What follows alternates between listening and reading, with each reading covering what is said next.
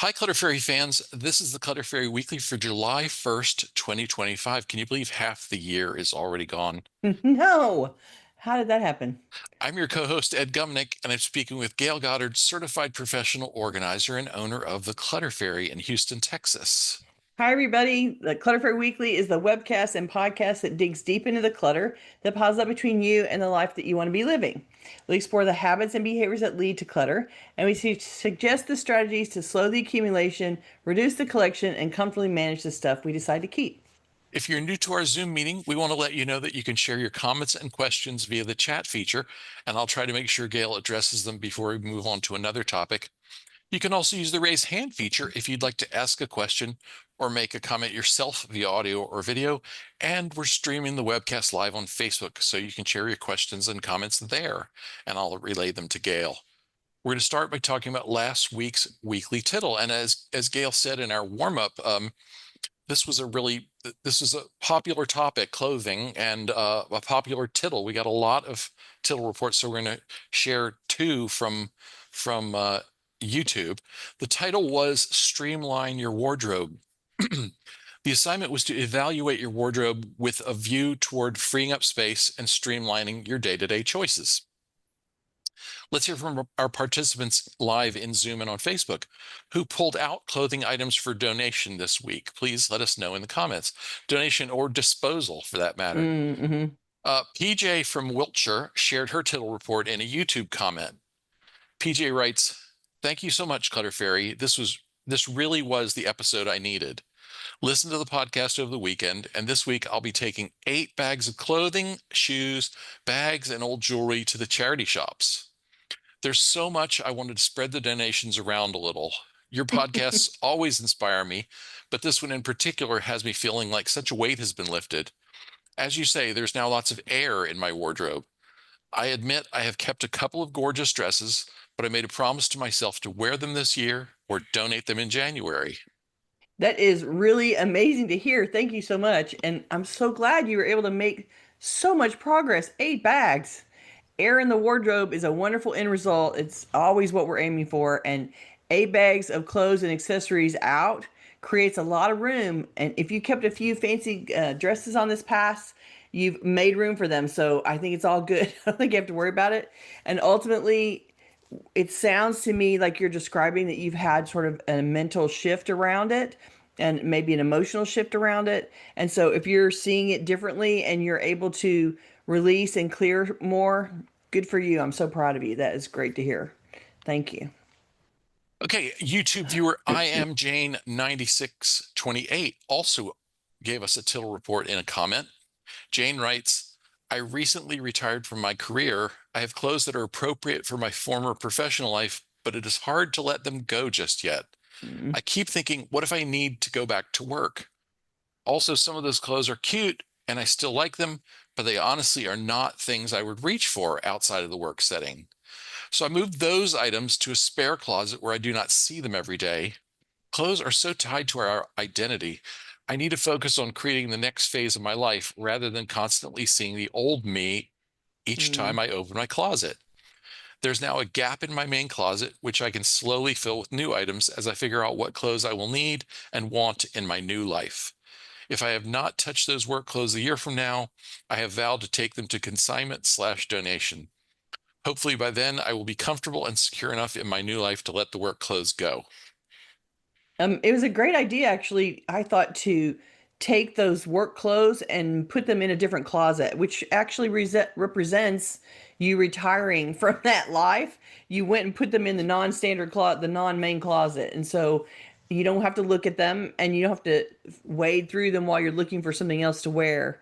And it reflects their status in your life that they've gone into the next closet where you're not going to look at them or go retrieve them very often. So I thought that was really smart. And I get it, like it just you just retired and you're not quite sure that you can let go of the stuff. And I hear the maybe I might have to go back to work, and what if I need to wear these things to an event? Lots of times people tell me that, like, what if I have to go to some, formal event and I need some fancier clothes? Okay, fine.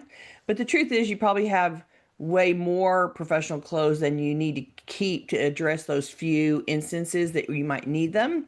So I would pick if you have 20 options, I would pick your favorite three and save those three and let the rest go. When you get to the place where you feel like you can let go of them, save a few against I have to go to a funeral, I have to go to a formal dinner, I have to go to make a speech, whatever you could imagine that would require some business professional clothing as the appropriate thing to wear. You just have to acknowledge that those are maybes. They're not actually expected to be happening right this second. And although that special event might be a possibility in the future, you won't need all of those clothes to do that. So I would pick the ones that to save the few that you feel really great when you put them on, like you feel like they fit well and they would work well and it would be appropriate to wear them in that situation, and then release the rest. And if you save three out of however many, so that you have a small little variety against the possibility of those events, then you'd be in good shape. And I get that whole you're evolving, that business you is the old identity, and now you have now you got to lean into my new retired version of myself, and what am I going to do, and how am I going to entertain myself, and what am I going to do to get back to the community, and how am I going to interact with my friends, and like what are you going to do with your time now that you have it. And so you spent a long time earning it and earning this free time, and you need to fill it with stuff that you think are fun and fabulous. And so the clothes should support that. And the only thing that worried me as you were reading this out loud, there's a gap in your closet you can slowly fill with new items. And I thought, you don't have to do that. You could, in addition to going through your professional clothes, you can go to your other clothes, your more casual clothes, and thin them out and make sure that they are current and fresh for who you are, what size you are, what you're wearing right now, and make the space be filled with only what you are currently comfortable and happy to wear. And then if you need to supplement, if you give away a bunch of stuff and you find you don't have something, and you can fill it back in with by pieces, but don't aim to fill all that space back up. Like, just Well, let's aim for the wardrobe level that feels like you have enough possibilities to live your life. and I read that differently. Mm, I read it more as I have made space in my closet for the life I'm exploring mm, and the new life I'm designing for myself. yeah. And so go on, she said, which I can slowly fill. So it's a deliberate process. Yes, I did get And that she's talking about making new choices. well, and I'll bet Jane also, recognizes that fill, I can fill.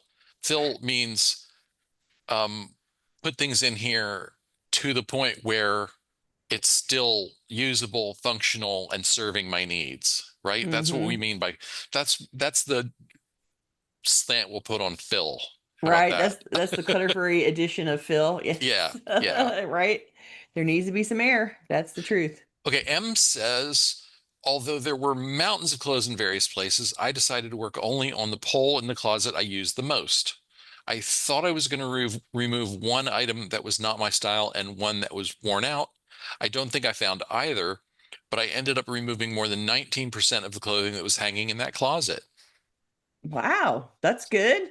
So you got rid of a bunch of stuff out of that process and made yourself some more air. Yay! I love that. Well, and our tittles are never so much about doing exactly what we told you to do as getting into action and doing something Right? that you needed to do. Right? That you've been thinking about and haven't started. So you started it, and good job. And you got that part done. That's awesome. Jacqueline says, I wear uniforms to work, so often I go from PJs to uniforms, then back to PJs. So I wanted to visit some items in my closet that have not been worn in a long time. This week I wore a couple of tops that hadn't been worn in a while. Also, there is a denim jacket that I have had since college but haven't worn in some time. I tried it on and I like it and it fits, but I chose not to wear it because I was wearing jeans and I thought it was too much denim. 99% of the time I wear jeans. When I used to wear the jacket often, my style was different and I wore skirts with prints or black pants. I think it's time to let it go. There you go. That's a reflection of I used to love it. but now it doesn't reflect my style. My style has evolved. And so that's awesome. That's good to know. And it's you used it when it worked, and now it doesn't work and you can move it on. So good job. That's exactly the kind of ongoing evaluation that we talk about a lot. It's like you don't have to ignore or make no decisions about your closet for 5 years and then suddenly go clean it all out. You can be doing that movement and that in and out process all along, because in any moment in time, your your style and how you are dressed and what you're interested in is going to be shifting over time. So good thing to be doing it all along is what I'm saying. Good job. Here's a question for you. M says over 13 inches of my closet rack is behind a wall that is only 2 inches from the edges of the hangers. This area is the reason some of my best clothes aren't being used. Ideas? Whoa, I know it's hard. that's hard to visualize. Yeah. So Meaning the wall behind where the end of the hangers is I two guess inches away. the rack runs behind a wall, so you 2 inches from the edge of the hangers, you can't if, well, Yeah, that is very confusing. it's a Clearly, tight it's a space. barrier and it's Yeah, difficult, right? yeah. So she says the shoulders of the, what does that say? The shoulders of the garments are, Rubbing up against the wall. oh, Is that that's what's going annoying. on?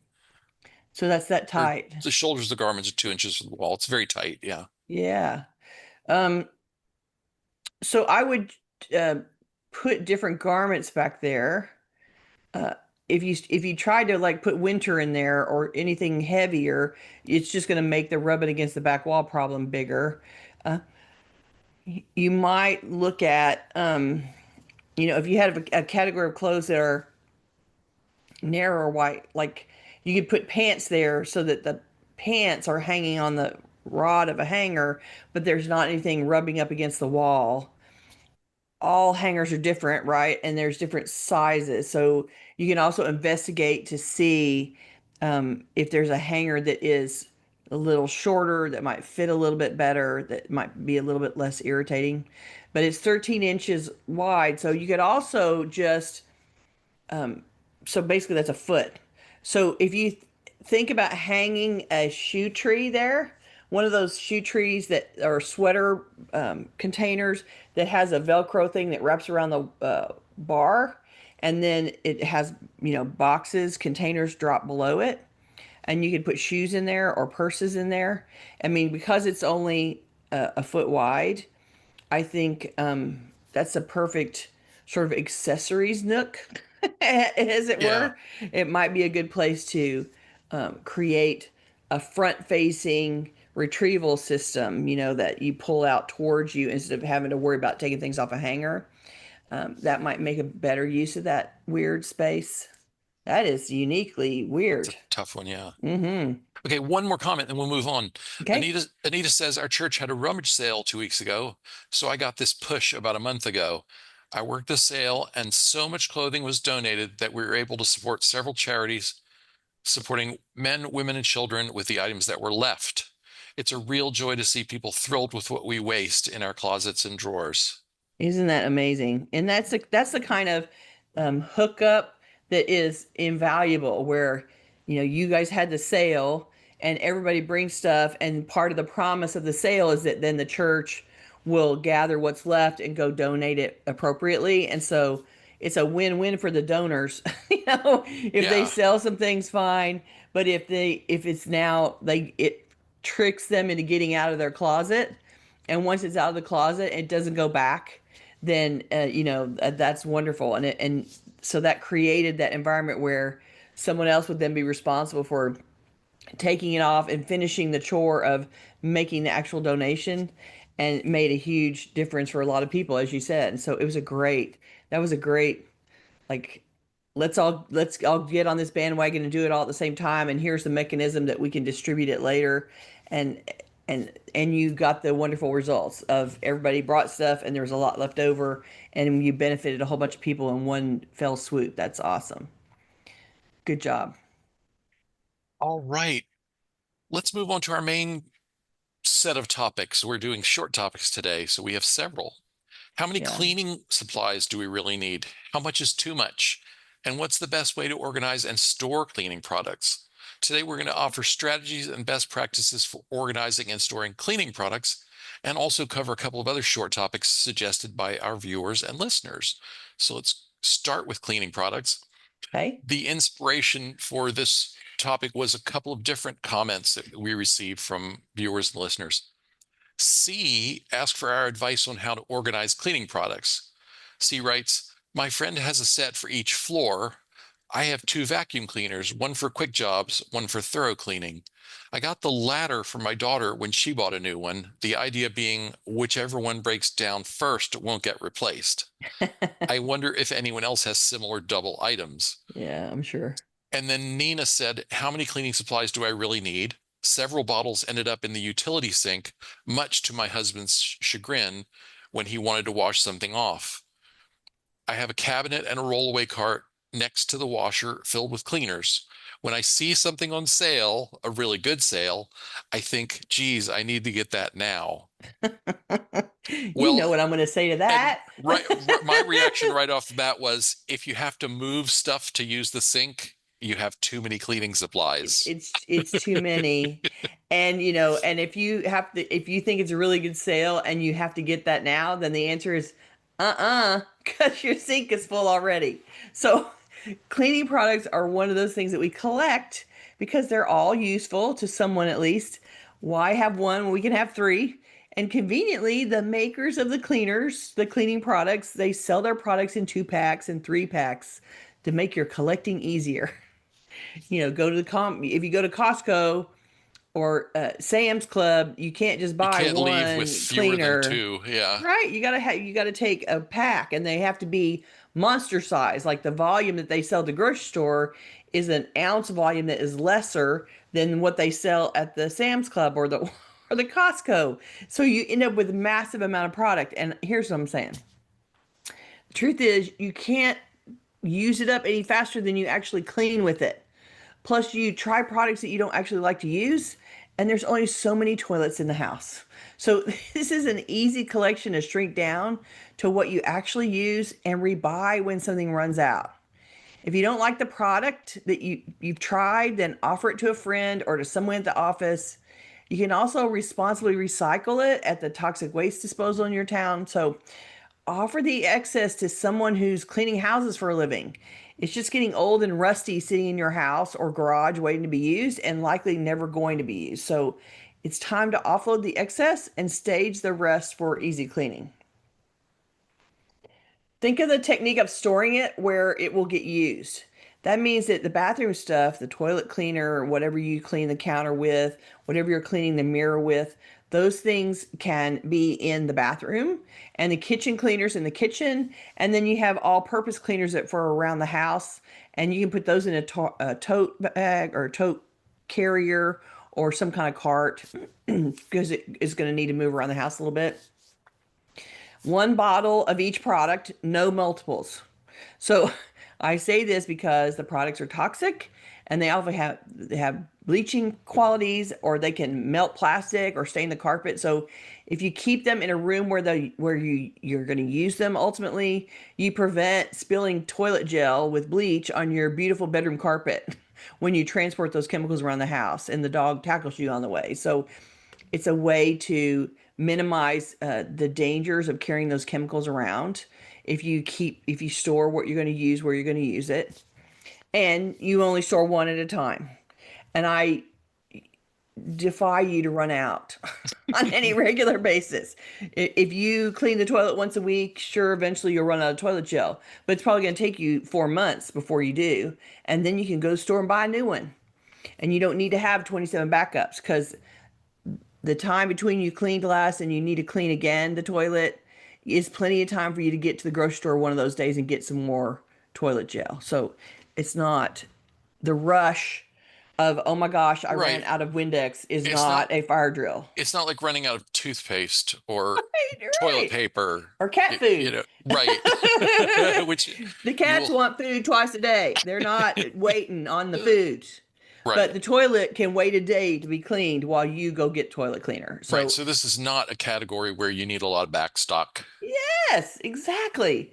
Nobody's running out. And trust me, if you have a fire drill, you could go to your neighbor next door and say, "Hey, do you have a backup of toilet gel?" And you know they will, and they can give it to you, and you can go clean your toilet. You can help them get rid of their own stuff. My point is, you don't use it as often as you think. You only clean so often. You're not in there scrubbing the toilet every day with product. And you don't run out of those things very fast. You don't use that much of it when you do it. And so sure you do run out, but how often do you have to go and actually replace something? Once or twice a year? Come on. So you don't need 47 cans of anything. And if you have 47 cans of something, you need to be starting to get rid of it. And it is a hassle. It's not really something you can just donate at the regular place, but it certainly is something you can share around to friends and family, to neighbors, to the maid, to somebody with a cleaning company. You can put them on next door and say, "Free to a good home. Here's a bunch of products I don't need anymore," and let somebody come and take them. Like, you can benefit all kinds of people, and you just have to be a little creative about how you distribute it. And if all that's too much of a hassle, box them all up and take them to the toxic waste disposal, and they'll probably put most of them out for free pickup. So it's not really, it's not an insurmountable thing to do. That being said, don't store them. I'm going to talk about storage for a minute now. You don't want to store them in a cardboard box or any kind of paper container. You use these bottles, spray this pump, you pour, open the lid and pour, and then you end up with dribbles, and the product oozes down the side of the bottle, and it's going to drip onto whatever surface you place the bottle on. That's why the cabinet under the kitchen sink is always sticky or stained and the paint's peeling. It's because those chemicals are reacting with the surface it's sitting on and making a mess. So don't place those chemicals directly onto a wood surface, particularly a painted wood surface. Definitely not on the cabinet floor. You don't want them to just sit directly on there.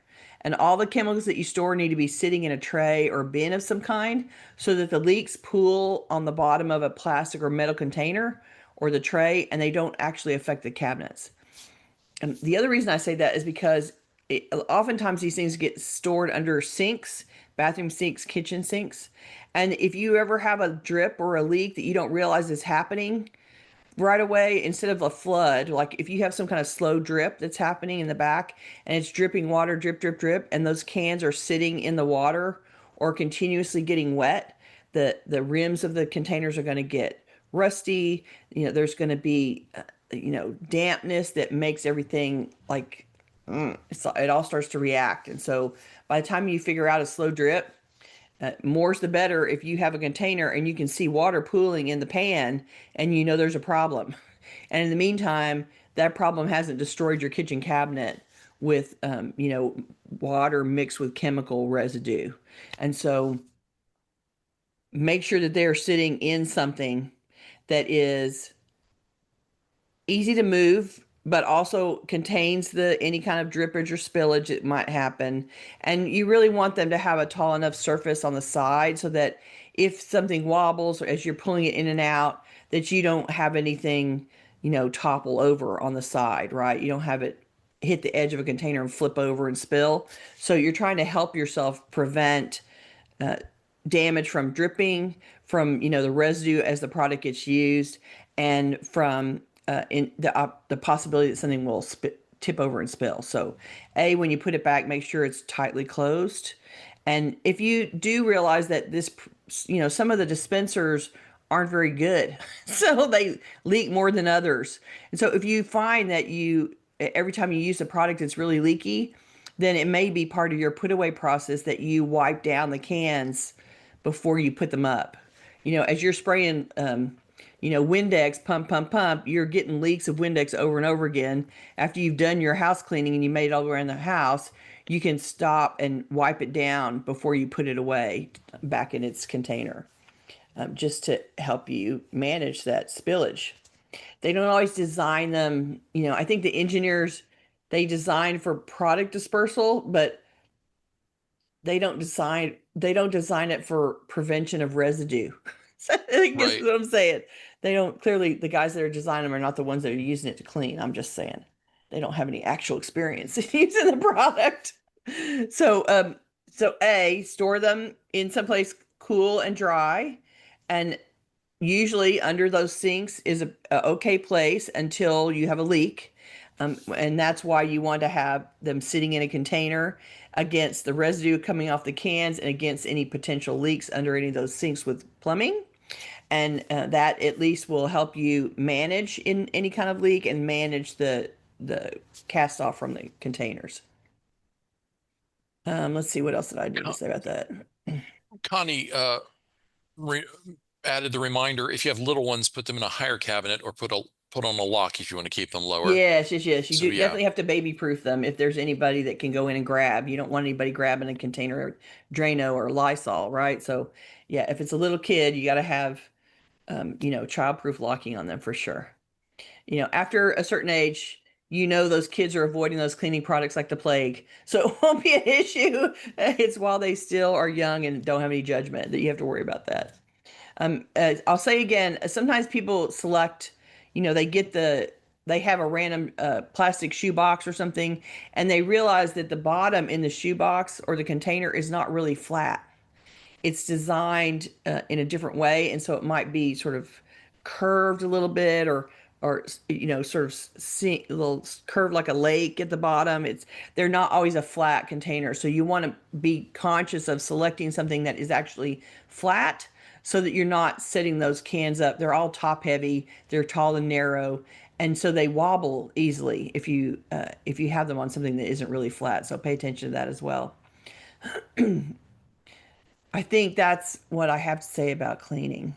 It is the funny thing about those products, man. Like her question, her comment about it's on sale. I must need to buy that. No, no, no. You need to let yourself run out of product and watch how long it takes you to run out. And you also need to filter all of the attempts of products. Like we've all succumbed to ads for new products.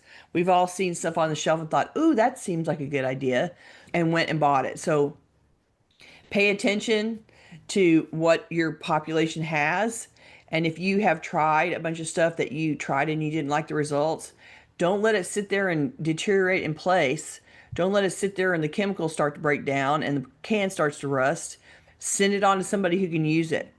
Call a housekeeper, call a cleaning business, take it to a school. Somebody needs those cleaning products for free, and you can get creative about how you redistribute them. But don't leave them in your house because you're just going to ignore them and have a big storage problem. And if you are using a sink as storage for those products, clearly you have too many, and you need to dial that down so your husband can have the sink back. There, that's what I have to say about chemicals. All right, I'll share one comment before we move on. Jane in California says, for the reason, well, I think it's California, it might be Canada. It's CA, but capital C, capital A, probably California, right? I'm sure she'll tell us. For the Right? reason Gail mentioned, I store everything under the sinks in plastic bins, including cleaning products, TP, and tissue boxes. When there's a There you go. product or water leak, it's been much easier to pull everything out having these containers. A leak happened last summer. Not fun, but easier to manage with everything contained. Right. And even if the water has caused damage to the cans or the cleaning product containers, if it's contained in a tray or a bin, you take them out, you can clean the can, you can find out if the can is if it's been going on long enough, the can is compromised, that kind of stuff. And we all know that we have cleaning products that have rusty bottom edges for some reason, that they've started getting rusty. And I'll tell you, that leaves the grossest, most irretrievable stain on any surface is to put that rusty can down somewhere. So I will tell you, one of the things that I do is I get out duct tape or painter's tape and I tape over that rusty edge so that whatever's going on, I'm not getting rust on something else. It just has to last until I've used the product up and throw the can out. And so you can, cover up that BS and keep it from being a constant problem wherever you put the can down. And it may still be rusting. And in the meantime, concentrate on using that product up. Or if you don't want to actually use it up, then put it in the discard pile and get rid of it. Because you don't need to have that rusty can leaving that round stain of rust everywhere you go. And we've Um, all done that, right? We've all opened up and picked it up and gone, damn, look at that rusty, now I can't get it off.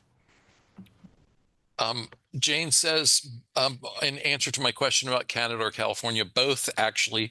My family is from Canada, but I currently live in California. Oh, you tricked us. You're a dual citizen. And Okay. and happy Canada Day. Oh, is that Today is today? Canada Day. Oh, Yes. Canada Day. All right. All right, let's move on. Okay.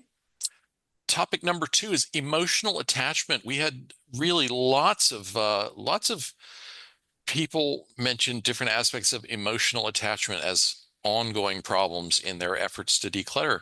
So Right. let me share a few of the inspirational requests we got. Jesse said, I've pulled out some toys that my granddaughters no longer play with to donate, but then I think I should keep them for future grandkids that probably won't be.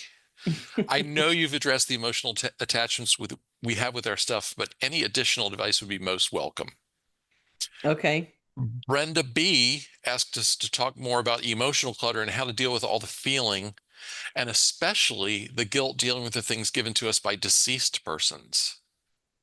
Okay. And then Anita says bric-a-brac. Here in the UK, I find not many places take it.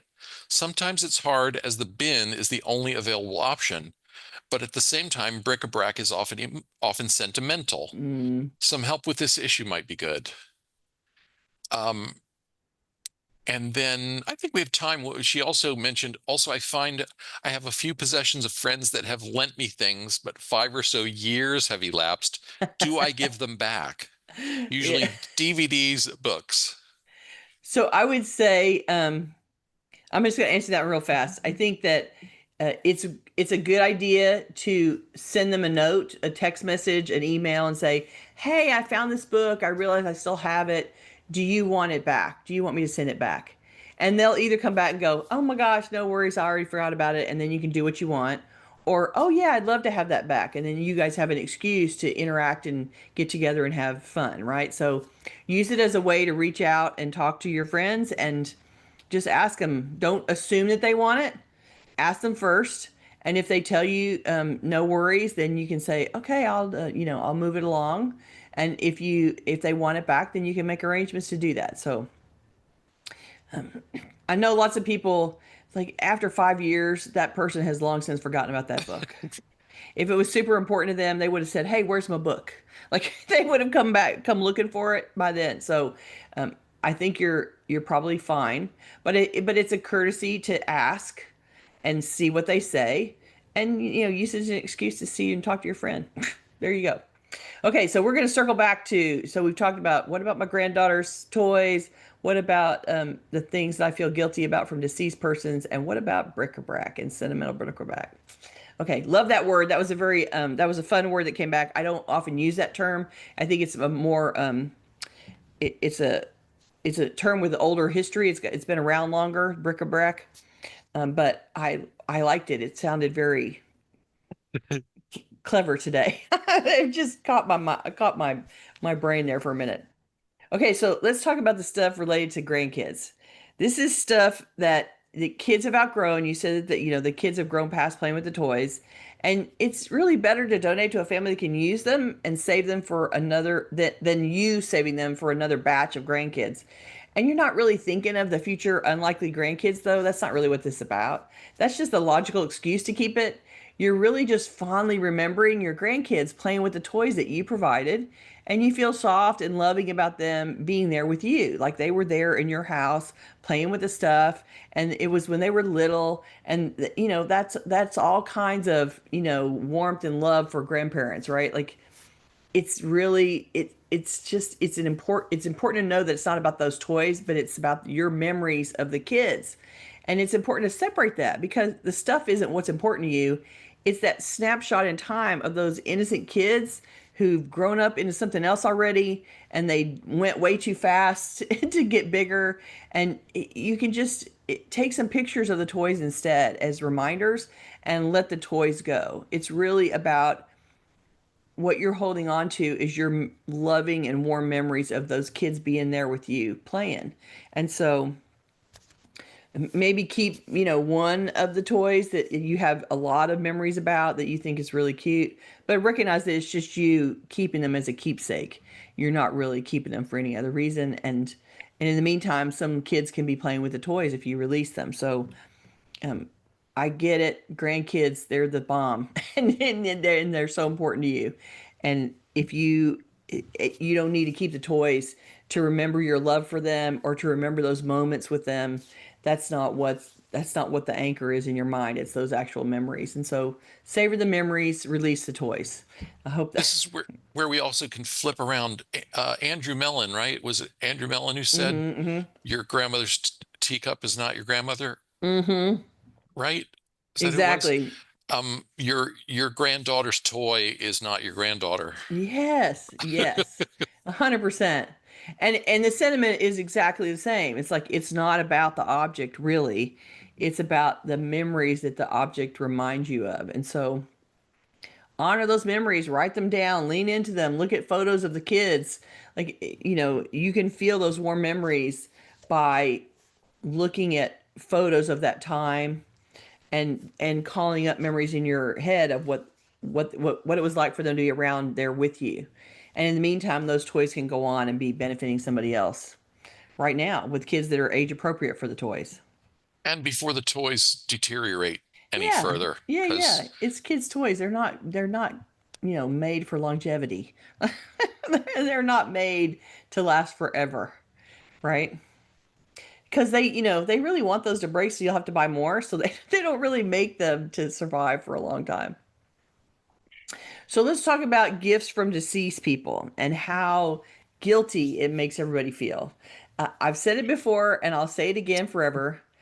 Those deceased people really don't care what you do with that stuff anymore. They are not thinking about the stuff in their afterlives.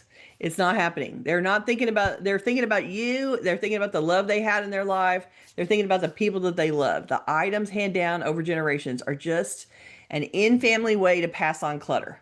You're just passing the clutter on in your family unit. And unless you love it enough to use it, when you receive it, you don't have to keep it. You're the new owner. So ask the people who will inherit from you what they think about great grandma's 1920s bed frame and watch the annoyance that blooms on their face in real time. Photos are a good rescue here, and donate to someone who loves that style or needs a dresser. Don't overextend your furniture count in your house just to keep a hand-me-down piece unless you really, really love it.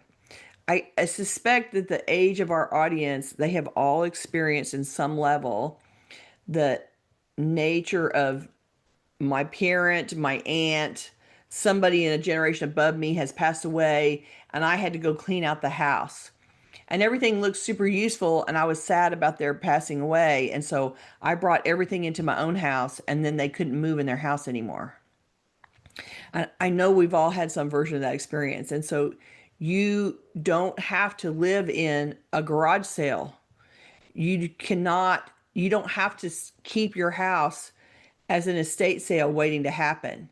You can decide, I don't need or want to use all these pieces of furniture or all this stuff, and I can release it. I can send it on and let somebody else. The fact that my family touched it is wonderful and not a good enough reason for my house to be overstuffed beyond use or function or peace feeling. You don't need to jam up your works just to say that you kept the dresser that grandma, great grandma, who's what's it used it, right? It's not necessary. And I get that people feel like that genealogy, that heritage is super important. I get it. And there's other pieces to pick. Like you can select what you think of as the cream of the crop and still release excess to somebody else. It doesn't have to be part of your family story forever. And I know I get roasted on this occasionally because people think I'm not very sentimental or that it's like, it's not that. It's that I choose my own living environment over maintaining the through line from great grandma Mary to my house. Like, I don't need to have that heritage line coming through in my furniture. I don't like that style of furniture. I don't want that style of furniture. If you love those antiques and you want to keep them, then you don't need to keep your modern furniture. You can keep the inherited stuff and you can release the stuff that is new and current and has no attachment. I'm fine with that. You pick the furniture you want to live with. Just don't keep extra on top of what you like and use just because it came down from somebody. Somebody else in the family may want it. You can offer it up to be relocated to another family member.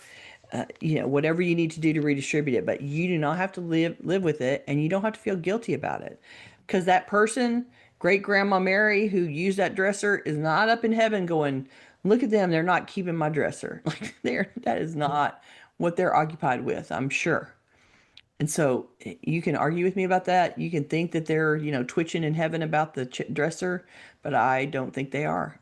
That's Well, I'll interject a reminder. We're not ever trying to talk you into getting rid of something just for the sake of getting rid of something. mm-hmm. If you love it, if it is a welcome reminder and you want to see it all the time, keep it by all means. 100%. But what we are talking about is don't make your house a museum to 10 different people who've gone on before us, Well, and don't make it a and don't museum that then overstuffs the house. and that makes it impossible for you to do the things you want and need to do To function every day, comfortably.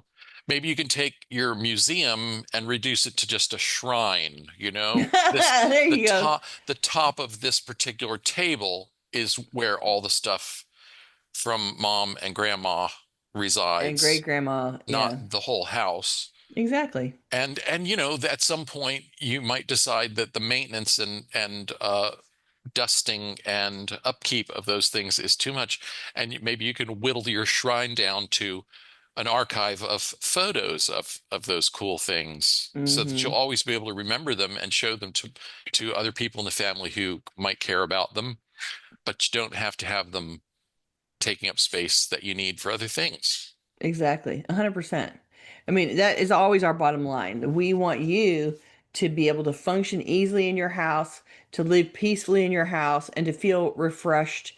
And, like your home is your sanctuary where you can come home and recoup and recover from whatever's going on in your day in your life. And that place needs to be at a certain volume to be functional and supportive of you. And when it gets overly full, then it's too hard to function, and your house becomes another problem on the list of problems instead of the place where you go to recuperate and recharge against the other problems in your life. We don't want your house to be one of those problems. And so that's always what we're trying to aim for. Okay, are we over that one topic for now? I think Now so. I'm going to move to bric-a-brac, my happy bric-a-brac sound. It just sounds very clickety clack, doesn't it? So bric-a-brac is definitely a relocation problem. It is hard to pass it on sometimes, but you can try the local antique stores. You can try resale stores. You can try creative reuse stores like Texas Artisan we have here. Sometimes they end up taking bric-a-brac because it can be reused. It can end up in a piece of art. It can be broken apart to be something else, and so that they take some of that stuff sometimes. You can also go on Facebook and put them on a Facebook page to see if anybody that follows you or that you know or interact with in your broader circles, your social media circles, wants to claim any of the things that you have, or offer better items to a charity auction. Maybe somebody's raising money for a charity and they're having an auction, and you can put some nicer things in an auction. You can send photos by email to a bunch of your friends and see if anyone actually wants to take something. Sometimes you don't realize that somebody has been admiring something in your house and they're happy to take it if you want to get rid of it. Or support an organization that's helping families resettle after a fire or disaster of some kind. There's often charities that provide that sort of disaster recovery support with they so that they refurnish a house, and so they have furniture, but then they also take decor, and you can offload some of that stuff to a place that's helping people rebuild their houses. So if you're in a hurry, you can put them in a box, take a photo, and post it online with your neighborhood group and caption it "free to a good home." And it'll likely walk off under somebody else's power if you Put it at the end of the curb in a box and then post online that it's out there in your neighborhood and people will come looking. So I've had a lot of stuff, urban recycling at the end of the curb is a thing. And uh, if as long as you put it out there so people can see it and you put something on social media to tell them it's there, somebody will come and walk away with it all. It won't be any problem at all. So and again, take those photos if you feel attached to some of the bric-a-brac. Take a photo, keep the photo, And and send the thing on. if you got even just one or two modestly collectible items Mm, in there, then pitch it to people who do resales for a living. People mm-hmm. who are always looking for stuff to buy used and resell in shops. Um, and just make it a condition that you have to take this whole box. Right? It's $25, but you have to take all of it. You And have then to take the whole box. they'll sell what they can sell and donate or throw away the rest, but it's not your problem anymore. Right? So somebody said the HOAs won't let us leave stuff outside. So here's the truth. If once you put it on next door or someplace like some kind of neighborhood community board like that, you put it out there and there will be people there in 30 minutes. It's not sitting around. But Like you do you but you do have to be careful in some HOAs there's that one neighbor who watches everybody like a hawk and well, right, and who's twitchy. yeah, But the yeah. truth is, if you take a picture of it and put it online and then go put it outside, it will be gone in an hour. At least that's true in Houston. Like as soon as I post something online, I'm immediately getting, is it still there? Yes, it's still there. Come and get it. And people make a run for it and come over and get it. And so when I moved out of the other house, I had a collection of things from the house and the garage that were not throwaways. I wanted to give them away, and so I had a day where I went over there. I took pictures of everything outside. It was in the garage basically. I took pictures of it all, posted it, and said, "These are free. If somebody wants to come get them, I'm here right now between this time and this time."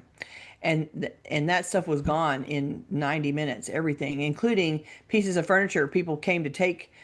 Somebody came to grab this piece of furniture and it wouldn't fit in his car, and he was like, "Oh, I can't take it after all." Fine. And somebody else came right behind him and took it anyway. Like it will disappear. And so you can like leave it out for a few hours and be present for it and then take whatever doesn't get picked up, take it back in.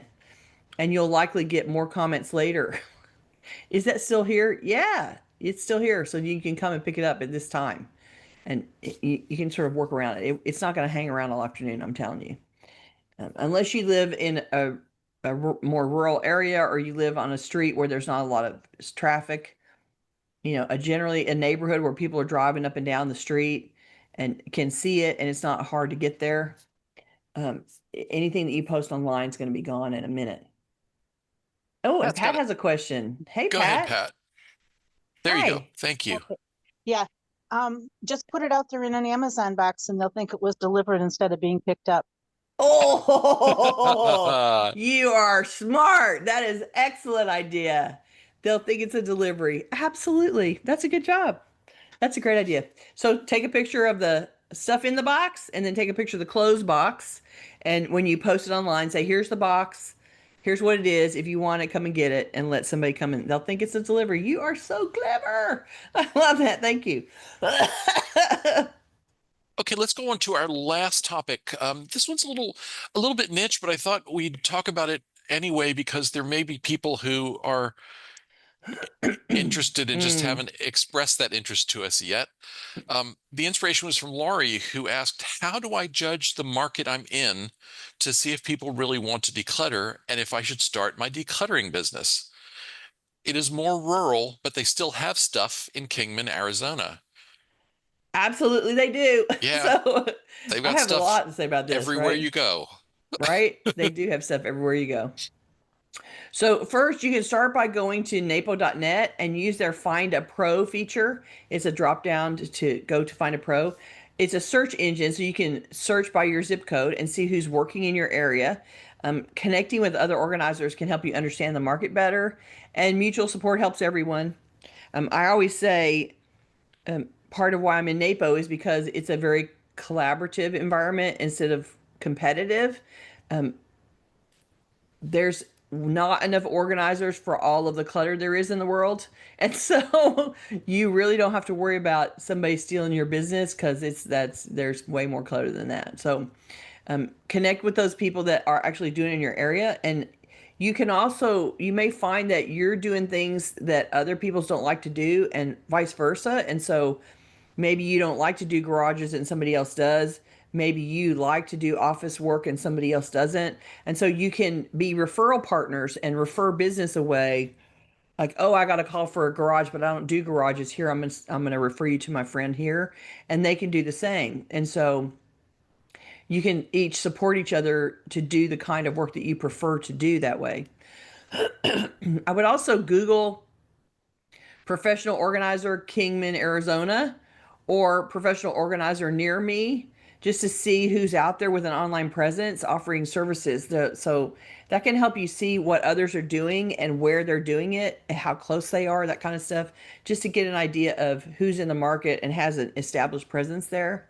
Well, in the search on NAPO only showed two organizers within 75 miles, and both in Henderson, which is in Nevada, if I'm not mistaken. Right, right. So, and I can't imagine anyone wanting to drive further than 75 miles to To get do a business. project, right? Right, exactly.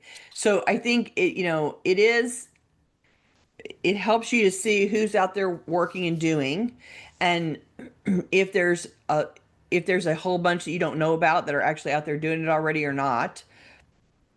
But it's a good way for you to get a feel for how much activity there is around this already. If there aren't really any people in your area, then it's a fresh, untapped market and you can dive in. If there are others out there, it means the market exists and you can join the service provider. So, any of the results that you get from this search wouldn't impact my advice to go for it either way. It just tells you, how established or fresh the market is when you get out there. Next, I want you to make use of your communities, because rural communities are smaller and therefore more tightly knit, and they already are used to banding together for support and for entertainment. And the feeling is much less anonymous than in a large city. So you can tap into those existing networks to spread your outreach to clients. For example, there's moms groups at church that get together and meet during the day, and they always want to have speakers come talk to the moms. You can go and talk to the moms about organizing. You can give a talk about organizing at a local library, probably for free. Libraries host those kinds of events, and it probably doesn't cost you anything to go rent one of the rooms in the library to have an event, and let them post it on their calendar and see who shows up and listens to you talk about it. You could use the Clutter Fairy model and start a meetup group, Yeah, because exactly. you're often libraries provide free meeting rooms Yeah, that like can let you be, have space. that as long as you're not charging admission, you can typically do your event for free in a library. Yeah, and having a meetup group where you are there to answer questions from people about how to organize is a great way for you to establish credibility and to show your expertise to people and let them come and get used to you and feel comfortable with you before they invite you into their home. And so that's a great idea. Build partnerships with house cleaners, with real estate agents, with estate planners. Those are all people that are serving markets serving clients that might need your services in addition to what they're providing. And so, do things together, plan joint events with those professionals to gauge interest. You can set up a booth at a fair and play a sorting game to get people started talking about what they would find useful, what kind of services would be fun.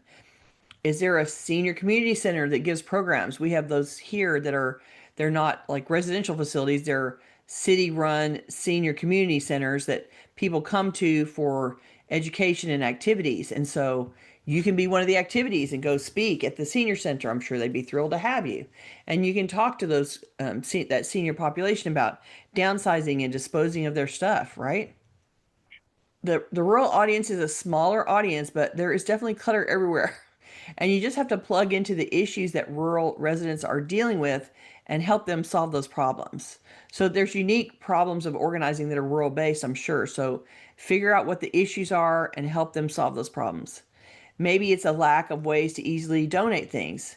Maybe it's larger properties to manage with generations of inherited stuff to dispose of. In general, a rural population probably skews older now, so having support with downsizing and getting off of a family property would be a big help to a family if they were trying to get grandma to come off the farm and go someplace that's safe, and they're they're struggling to negotiate with her, and you can come in and say, hey, I can help you with this downsizing project. Let's work on moving you someplace that's more, conducive to your health issues. It might be something that you could do in that market.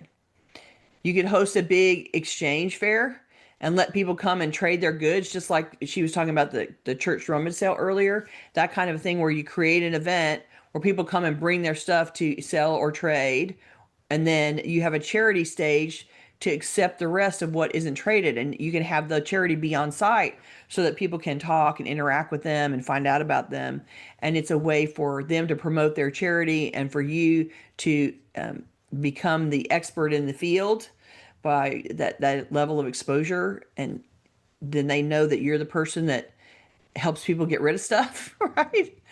If you can find a way to connect to the rural residents with things that they want to release and release them to find somebody to release the goods to, you can really become an invaluable part of the community if you act as that intersection.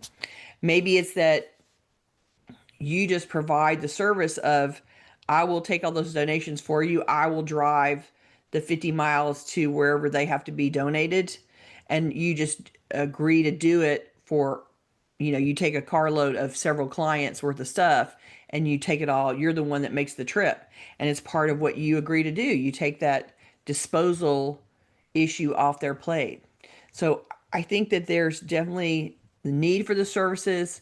And I think you have the built-in community networks because that's how those small communities function with their own their own small gathering and interaction networks around church, around professional associations, around town events that gather people together for fun and interaction. And so those structures exist out there, and you just have to plug into them to make yourself visible to clients.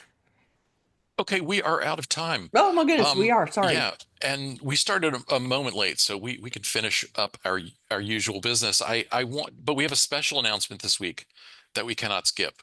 Okay. We want to say a special thank you to PJ for becoming our newest Patreon supporter. PJ, thank you so much. That's so awesome. If you would like to help us, if you would like to help support our efforts with a recurring monthly donation of any size, please visit cfhou.com/Patreon. Your contributions help us offset the costs of producing the weekly webcast. Thank you for your support, PJ, and all our generous underwriters. We appreciate you so much. We're going to be back next week, Tuesday, July 8th at the usual time, and the topic is going to be reality checks. We're going to do a survey for that. We're going to talk about questions to ask yourself to help get a reality check as you're trying to declutter. All right. And organize. I'm ready. So join us next week. Gayle, why don't you give us the tittle? The tittle, clean up the cleaning products. This week's assignment is to check the status of your supply of cleaning products because I know you got too many. Collect all your cleaning supplies or all those for a specific area of your home in one place to inventory what you possess, and won't you be shocked when you find out. Dispose of any products that have expired or that you don't use anymore, however you wish to dispose of them. Check for leaking or damaged containers and discard them safely. And this is where if they're leaking and it just needs to be tightened down, fine. And if they have leaked and you just need to wipe them down, fine. And otherwise, if you think that the container's really compromised, don't try to transfer them to a new container. That then you're just kind of playing with fire. So decide whether it's completely compromised and you have to let go of it, and then discard of it. Evaluate your storage spots to make sure they're cool and dry and protected from sources of heat and sunlight, which is never good for cleaning products. Organize products into whatever storage system works for your need, grouping them by product type or usage area. So bathroom stuff in the bathroom, kitchen stuff in the kitchen, other stuff in something that's portable or movable. Confirm that any containers you're using to group items are in good condition. So you want the container to be in not cracked, not leaking, not falling up, not brittle, not falling apart when you start using it. And then return the revamped containers to their designated storage areas and come and tell us about it when you're done, because we want to know who had the most cans of cleaning products they had to throw out. That's what I want to know. Who's going to win that prize? Okay. If you're watching this on YouTube, we'd love for you to join us live. To get notifications about upcoming events, we invite you to join the meetup group by visiting cfhou.com/meetup. Meetup. You can also follow us on Facebook by visiting cfhou.com/Facebook, or subscribe to our mailing list by visiting cfhou.com/subscribe. We love to hear from our audience, so please keep your questions, comments, and topic suggestions coming on YouTube, Facebook, or anywhere that you find us. You can always reach us through our website at clutterfairyhouston.com. Thanks, everybody. I hope that if you are watching on YouTube that you like and subscribe to us so that you get notifications when we post, which we mostly do every week. So be on the lookout for us. And we hope that you're enjoying the content that we provide. We'll be back next week with some new stuff. Thank you. Bye-bye. Bye.